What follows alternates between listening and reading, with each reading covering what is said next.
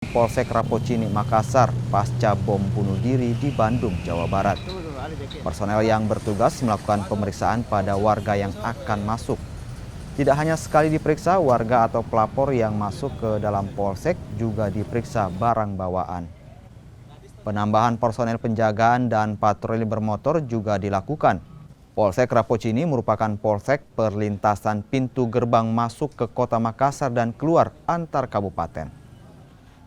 Bahwa pasca terjadinya bom bunuh diri yang terjadi di Polsek Astar atau Astana Anyar di Polrestabes Bandung, dan juga penekanan dari pimpinan dari Bapak Kapolda, Kapolres Tabes sampai dengan 3 polsek, kami dari Polsek Rapocini Makassar melaksanakan peningkatan pengamanan khususnya dalam masuk polsek dengan menerapkan double check ya, dengan cara memeriksa setiap masyarakat yang akan masuk di sini, kemudian baik pintu masuk palang juga pintu di dalam, demikian.